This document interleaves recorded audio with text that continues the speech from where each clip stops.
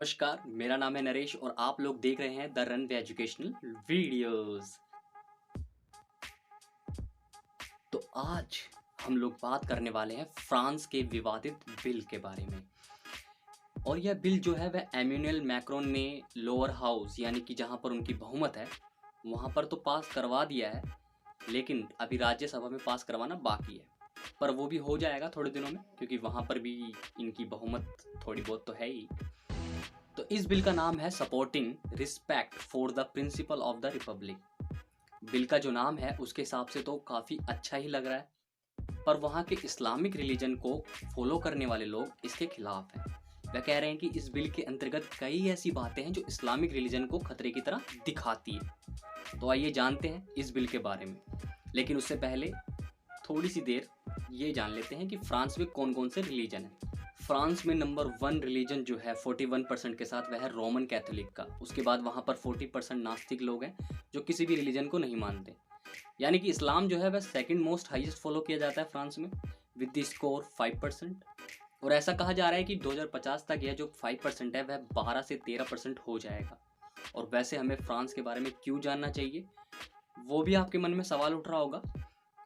तो मैं इसका जवाब दे सकता हूँ, क्योंकि जो फ्रांस में एम्यूनल मैक्रोन है, जो वहाँ के प्रेसिडेंट हैं, उन्होंने कहा था कि इंडिया जब वेस्ट की तरफ देखे तो वो सिर्फ फ्रांस की तरफ देखे। और हमारे कई सारे काम भी पड़ते हैं फ्रांस से, क्योंकि ये न्यूक्लियर पावर कंट्री है और नेटो का सदस्य है, यूएन सिक्योरिटी काउंसिल में परमानेंट मेंबर है भाई।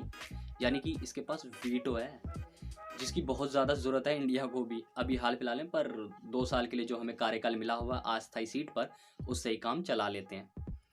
तो वापस आते हैं, जो बिल है वह विवादित क्यों है, आखिर क्या वजह है।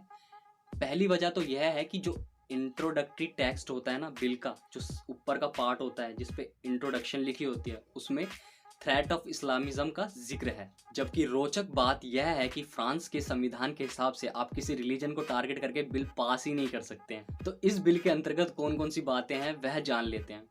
तो पहली बात है कि ऑनलाइन हेट फैलाने वालों को तुरंत डिटेन करेगी पुलिस फ्रांस की। तो यह तो अच्छी बात है, क्योंकि सेम प्रॉब्लम इंडिया भी फेस कर रहा है हाल फिलहाल में। दूसरा है पॉलीगैमी को टारगेट करेंगे। पॉलीगैमी के अंतर्गत भी 2 तरह की पॉलीगैमी होती है, आदमी करे या औरत करे, दोनों को ही टारगेट किया जाएगा। तीसरा है हिजाब पर बैन होगा प्राइवेट एंड पब्लिक ऑफिस में। चौथा है प्लेस ऑफ वर्शिप, यानी कि चर्च, मॉस्क, टेम्पल। यहाँ पर अगर कोई सेपरेटिज्म की बात कर रहा होगा ना, यानी कि देश को अलग थलग करने की, तो इमीडिएटली उस प्लेस ऑफ वर्शिप को क्लोज कर दिया जाएगा। वहाँ की फॉरेन फंडिंग जो होती है उसे भी रोक दिया जाएगा। इसके बाद अगला है कि फीमेल्स को वर्जिनिटी सर्टिफिकेट देने वाले डॉक्टरों को 1 साल की जेल और 15,000 यूरोज का फाइन देना होगा। यानी कि जो वर्जिनिटी सर्टिफिकेट दिए जाते हैं फीमेल्स को, उसको भी बैन कर दिया जाएगा। होम स्कूलिंग बैन कर दी जाएगी। सभी बच्चों का हक है कि वह स्कूल जाएं, ऐसा एम्यूनल मैक्रोन कह रहे हैं। और इन दी एंड एक पैटी लॉ भी बना दिया गया है, यानी कि सैमुअल पैटी के नाम पे ही है, जिनकी दिन दिहाड़े सिर काट कर हत्या कर दी गई थी, क्योंकि इन्होंने मोहम्मद पैगंबर का एक कार्टून दिखाया था क्लास में। तो ये पैटी लॉ करता क्या है? पैटी लॉ के हिसाब से कोई भी किसी की भी प्राइवेट लाइफ एंड लोकेशन का डिटेल्स नहीं देगा किसी को भी। क्योंकि सैमुअल पैटी के टाइम क्या हुआ था कि बच्चों ने उनकी वीडियो बना ली थी वो सब्जेक्ट पढ़ाते टाइम और पोस्ट कर दिया था। फिर उसके बाद भी उनकी कहाँ जा रहे हैं, क्या कर रहे हैं, मतलब प्राइवेट लाइफ, लोकेशन सब कुछ शेयर कर रहे थे पोस्ट में डाल डाल के, जिसकी वजह से आतंकवादियों को पता चला और उनका सर काट दिया गया। तो अब पैटी लॉ के बाद इस पर प्रतिबंध लगा दिया जाएगा। लेकिन यह सब करने के पीछे मैक्रोन का मकसद क्या था, क्या वजह रही? तो मैं आपको बता दूं कि जो फ्रांस है वहां पर 3 पार्टीज हैं, पॉलिटिकल पार्टीज। पहली है आरईएम, जो कि एम्यूनल मैक्रोन की खुद की है, जो कि खुद को सेंट्रिक पार्टी कहते हैं, ना तो लेफ्ट विंग ना तो राइट विंग। दूसरे हैं एलआर द रिपब्लिकन। तीसरे हैं पीएस सोशलिस्ट पार्टी। पर आज के समय में वहां पर एक चौथी पार्टी खड़ी हो गई है जिसका नाम है आर नेशनल, और इसको लीड कर रही है मरीन ले पेन, और यह एक राइट विंग पार्टी है। इनसे डरे हुए हैं एम्यूनल मैक्रोन, क्योंकि ये डोनाल्ड ट्रंप जैसी ही हैं। इन्हें फ्रांस का डोनाल्ड ट्रंप समझा जाता है, क्योंकि ये कहती हैं कि इमिग्रेशन कम कर दूंगी, फ्रांस सिर्फ फ्रेंच लोगों का है, मैं अगर सत्ता में आऊंगी तो नेटो से बाहर हो जाऊंगी, यूरोपियन यूनियन को छोड़ दूंगी। मतलब ऑब्वियस सी बात है, ये अपने लिए नहीं कह रही, ये फ्रांस के लिए कह रही कि मैं फ्रांस को यूरोपियन यूनियन से निकाल दूंगी, नेटो से निकाल दूंगी, इस तरह की चीज़ें ये कहती हैं। और एम्यूनल मैक्रोन को ये डर है कि जिस तरीके से डोनाल्ड ट्रंप अमेरिका में जीत गए थे, वैसे कहीं ये ना जीत जाएं। और पिछले 5 सालों में टेररिस्ट अटैक्स बहुत ज़्यादा हुए हैं फ्रांस में, तो इस वजह से भी लोग जो हैं वह ज़्यादा सपोर्ट कर रहे हैं मरीन ले पेन को कि वो टेररिस्ट अटैक से उनको आज़ादी दिलाएंगी। मगर कैसे? इस्लाम मानने वालों को कम करके। और इस बात से वहाँ के रोमन कैथोलिक खुश हैं और नास्तिक भी, तो फुल सपोर्ट है उन्हें। तो इनके सपोर्टर्स को ही अपनी तरफ करने के लिए एमेनुएल मैक्रोन ये बिल लेकर आए हैं।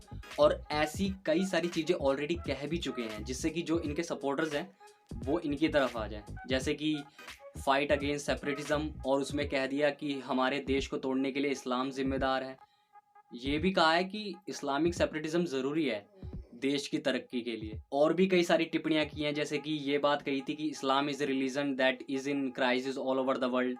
और उसके बाद इनके पुतले भी जलाए गए थे विद इन मुस्लिम कंट्रीज़।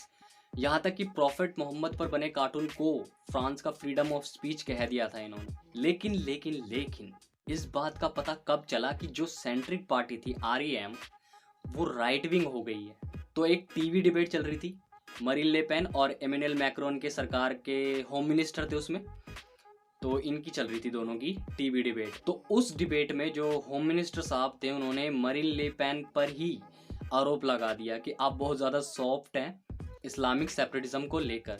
यानी कि राइट विंग पार्टी को बता रहे हैं कि आप सॉफ्ट हैं, हम 2022 में सरकार बनाएंगे तो हम आपसे ज़्यादा बड़े वाले राइट विंग बनेंगे और सॉफ्ट नहीं रहेंगे। इसे सुन के तो मरीन ले पेन की पैरों तले ज़मीन ही निकल गई। यानी कि ये वैसे ही है जैसे कि योगी आदित्यनाथ से कोई कहे कि आप कट्टर हिंदू नहीं हैं, आपसे बड़े तो हम हैं। तो इस इंसिडेंट के बाद पता चल गया कि इस बार इलेक्शन में एमेनुएल मैक्रोन की पार्टी सेंट्रिक नहीं बल्कि राइट विंग रहेगी। और उसके लिए ये बिल का आना भी एक बहुत बढ़िया उदाहरण है। और साथ ही ये भी हो जाएगा कि जो मरीन ले पेन के सपोर्टर्स हैं वो उनकी तरफ आ जाएंगे। सोने पे सुहागा। और इंडिया के लिए देखा जाए तो फ्रांस इम्पोर्टेंट है, और उससे ज़्यादा इम्पोर्टेंट है एमेनुएल मैक्रोन का सत्ता में आना। क्योंकि अगर ऐसा नहीं हुआ तो अभी तो सिर्फ अमेरिकन जोए बाइडन ही नाच नचा रहे हैं हमें, यानी कि इंडिया को, फिर फ्रांस को भी खो देंगे हम। तो ये सिलसिला तो चलता रहेगा, फ्रांस से जुड़ी हुई और बातें लाता रहूँगा मैं। तब तक के लिए अलविदा, शब्बा खैर। और यार वीडियो को शेयर करा करो, टाइम लगता है वीडियो बनाने में, पहले राइटिंग, फिर एंकरिंग, फिर एडिटिंग, अपलोडिंग, शेयरिंग। तो जो लास्ट है शेयरिंग, इसमें साथ चाहिए बस आप लोगों का। तो करो यार शेयरिंग और देखते रहो the runway educational videos with me Naresh स्वरूप। तब तक के लिए अलविदा, टाटा, बाय बाय, शब्बा खैर।